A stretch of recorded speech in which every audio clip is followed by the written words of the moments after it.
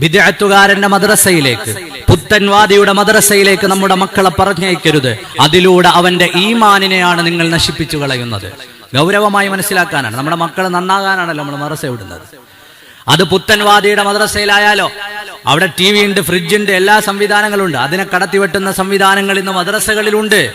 എന്തോ ആയിക്കൊള്ളട്ടെ, ഭൗതിക സൗകര്യങ്ങൾ അവിടെ കൂടുതലുണ്ട് എന്ന് പറഞ്ഞ് പുത്തൻവാദികളുടെ മദ്രസകളിലേക്ക് പറഞ്ഞയക്കുന്ന ഉപ്പമാരെ, എന്നെ കേൾക്കുന്ന വല്യുപ്പമാരെ, നിങ്ങൾ ആ കുഞ്ഞിന്റെ ഈമാനിനെയാണ് നശിപ്പിച്ചു കളയുന്നത് എന്ന് ഓർമ്മ വേണം.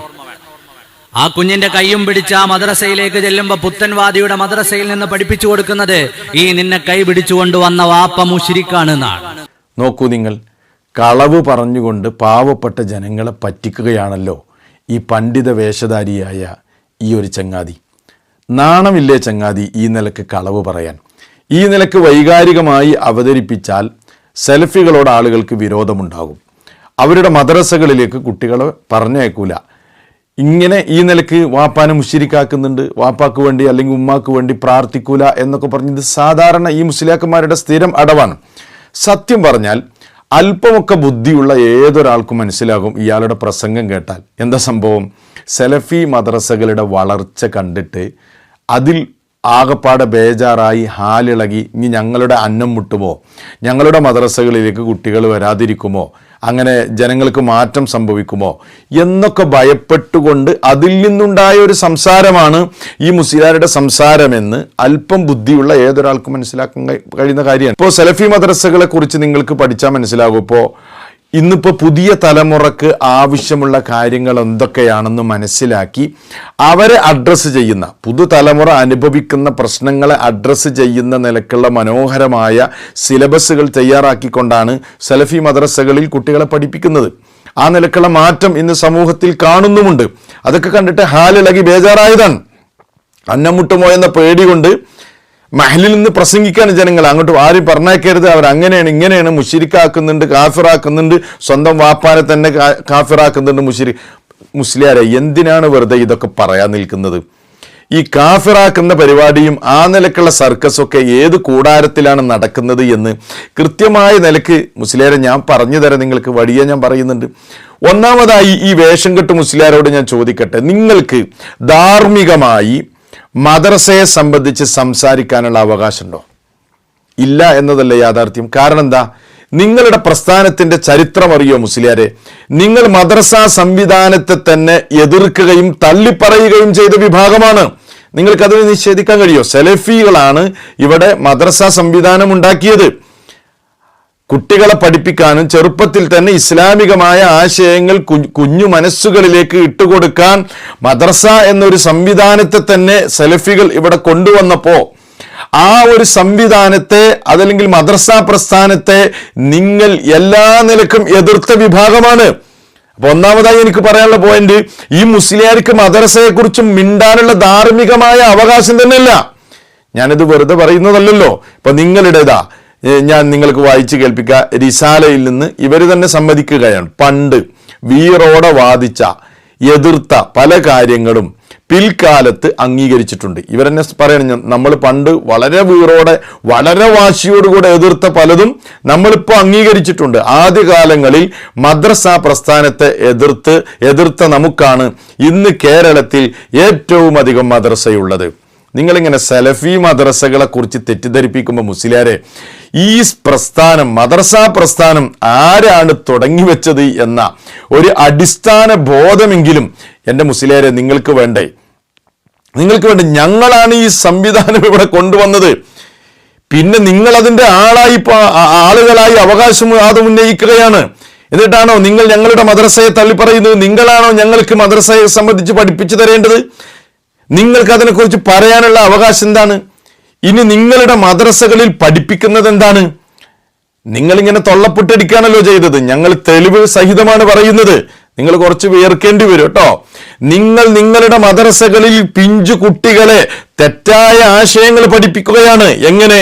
അള്ളാഹുവിന്റെ കിതാബിലെ ആയത്തുകൾ വരെ കട്ടുമുറിച്ചുകൊണ്ട് പിഞ്ചു കുഞ്ഞുങ്ങളെ വഴിതെറ്റിക്കുന്ന നിലക്കുള്ള ആശയങ്ങളാണ് നിങ്ങൾ പഠിപ്പിക്കുന്നത്. വിശ്വാസ വൈകല്യങ്ങളാണ് നിങ്ങൾ പഠിപ്പിക്കുന്നത്. ഞാൻ വെറുതെ പറയുന്നതല്ലതാ, കേട്ടോളി. ഇവരുടെ മദ്രസയുടെ അവസ്ഥ മനസ്സിലാക്കാൻ വേണ്ടി ഞാൻ ചില എക്സാമ്പിൾ പറയാം. നിങ്ങൾ ഈ കാണുന്നത് കിതാബുൽ അഖീദ എന്ന് പറയുന്ന പുസ്തകമാണ്.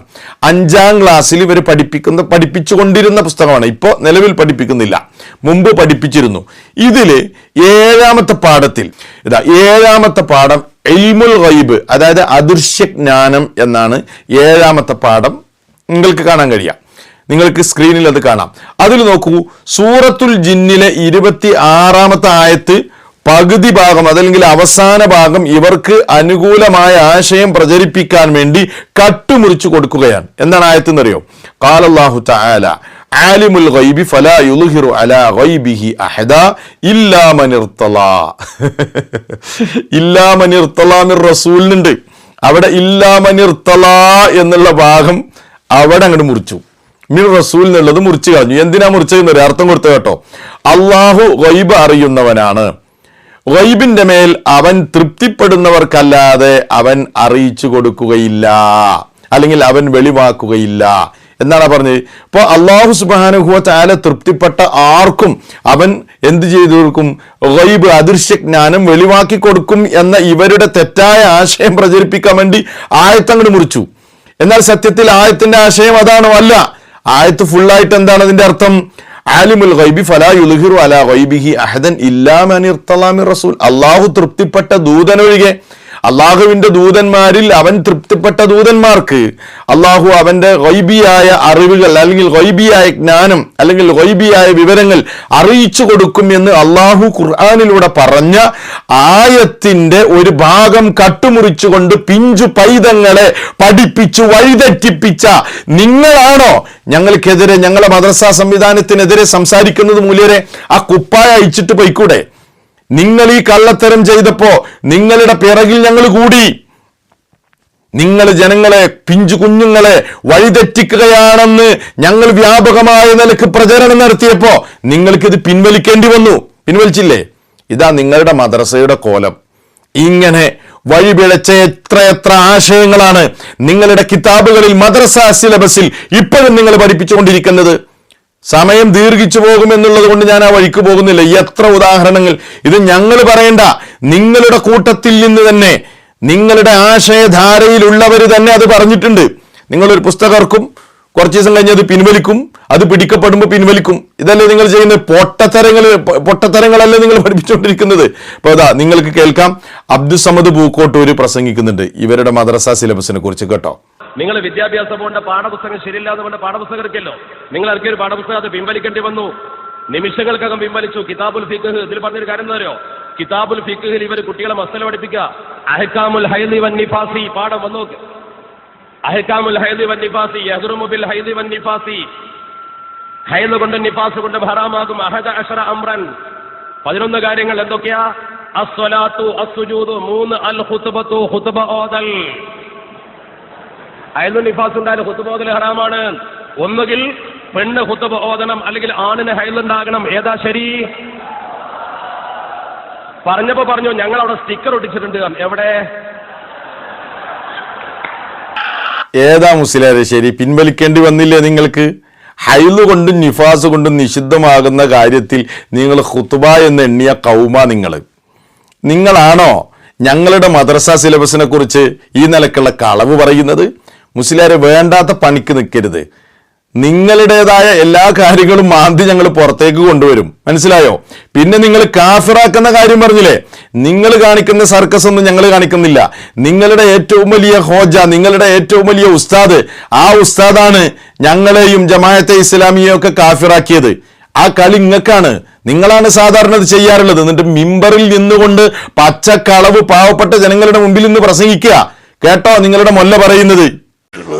എന്റെ ദൃഷ്ടിയിൽ 2 കൂട്ടരും മുസ്ലിങ്ങളെ അല്ല. കണ്ടോ? എന്റെ കണക്കില് ഇവര് 2 കൂട്ടരും മുസ്ലിങ്ങളെ അല്ല. മുസ്ലിങ്ങൾ അല്ലെങ്കിൽ പിന്നെ ആരാ അവര്? കാഫിറുകളല്ലേ? അപ്പൊ നീ കാഫിറാക്കുന്ന പരിപാടി നിങ്ങളെ പരിപാടിയാണ്, നിങ്ങളെ സ്ഥിരം പരിപാടിയാണ്. മാത്രമല്ല വളരെ രസകരമാണ്. നിങ്ങൾ പണ്ട് പറഞ്ഞിരുന്ന പല കാര്യങ്ങളും പിന്നീട് തിരുത്തും. അതിന്റെ പേരിൽ നിങ്ങൾ കാഫിറാക്കി കളിക്കും അല്ലേ? നിങ്ങളല്ലേ ഈ ദീന് കൊണ്ട് കളിക്കുന്നത്. നിങ്ങൾ കേട്ടോ, ഇതാ ഖുർആൻ പരിഭാഷ തികച്ചും അബദ്ധജടിലവും തോന്നിവാസവുമാണെന്നും അതെഴുതിയുണ്ടാക്കിയ വകയിൽ കൂറ്റനാട് മുസ്ലിയാർ മുർത്തദ്ദും കാഫിറുമായിട്ടുണ്ടെന്നും അന്ന് സമസ്ത സെക്രട്ടറി ഫത്വ പുറപ്പെടുവിച്ചത്. കണ്ടോ, മദ്രസയിലേക്ക് വരുന്ന കൈപ്പിടിച്ചു വരുന്ന വാപ്പ കാഫിറാണ് മുശ്രിക്കാണെന്ന് ഞങ്ങൾ പറയുന്ന പറഞ്ഞ പച്ചക്കളവ് പറഞ്ഞ് നിങ്ങൾ ജനങ്ങളെ വഞ്ചിച്ചില്ലേ? എന്നാൽ നിങ്ങളാണ് പല പരിപാടിയും നിഷിദ്ധാക്കും, എന്നിട്ട് അത് ചെയ്തവന്റെ പേരിൽ അത് അയാൾ കാഫിറാണെന്ന് പറയും. എന്നിട്ട് അതേ കാഫിറിന് വേണ്ടിയിട്ട് തന്നെ നിങ്ങൾ എന്ത് ചെയ്യും? മയ്യത്ത് നിസ്കരിക്കും. നിങ്ങളുടെ ഹോജാക്കൾ തന്നെ നിങ്ങൾ കാഫിറാക്കിയ ആൾക്ക് തന്നെ മയ്യത്ത് നിസ്കരിക്കും. നിങ്ങൾ കാഫിറായ ആള് തന്നെ പിന്നെയും സംഘടനാ ഭാരവാഹിയായി മരണം വരെ തുടരും ചെയ്യും. ഇങ്ങനെയുള്ള ഈ നിലക്കുള്ള സർക്കസുകളും വിരോധാഭാസങ്ങളുമായി നടക്കുന്ന നിങ്ങൾ ഞങ്ങളുടെ മദ്രസാ സംവിധാനം അതിൻ്റെ വളർച്ച കണ്ട് അസൂയപ്പെട്ട്, അല്ലെങ്കിൽ അതിൻ്റെ വളർച്ച കണ്ട ആളുകൾ കുട്ടികൾ അതിലേക്ക് കടന്നു വരുന്നത് കണ്ട് അതിന് തടയിടാൻ വേണ്ടി ഈ നിലക്കുള്ള പച്ചക്കളവുമായി ജനങ്ങളുടെ മുമ്പിൽ വന്നാൽ മുസ്ലിയാരെ ഞങ്ങൾ വിടൂല എന്ന കാര്യം നിങ്ങൾ ഓർക്കണം എന്ന് ഒരിക്കൽ കൂടെ ഓർമ്മപ്പെടുത്തുകയാണ്. അതുകൊണ്ട് ഈ ആദ്യ വേഷം കെട്ടുമായി ഇനി ഞങ്ങളുടെ മുമ്പിൽ വരണ്ട. കൂടുതൽ കാര്യവുമായി ഞങ്ങൾ എന്ത് ചെയ്യും? വീണ്ടും ജനങ്ങൾക്ക് മുമ്പിൽ വിശദീകരണവുമായി വരേണ്ടി വരും. അതുകൊണ്ട് സത്യം പറയുക, അതാണ് പണ്ഡിതന്മാരുടെ ധാർമ്മികമായ ഉത്തരവാദിത്വം. കളവ് പറഞ്ഞ് ജനങ്ങളെ പറ്റിക്കരുതെന്ന് ഒരിക്കൽ കൂടി ഓർമ്മപ്പെടുത്തുന്നു. ഇത്തരം ആളുകളുടെ ഷർറിൽ നിന്ന് അല്ലാഹു സുബ്ഹാനഹു വ തആല ഈ ഉമ്മത്തിനെ കാത്തുരക്ഷിക്കുമാറാകട്ടെ. വസ്സലാമു അലൈക്കും വറഹ്മത്തുള്ളാഹി വബറകാതുഹു.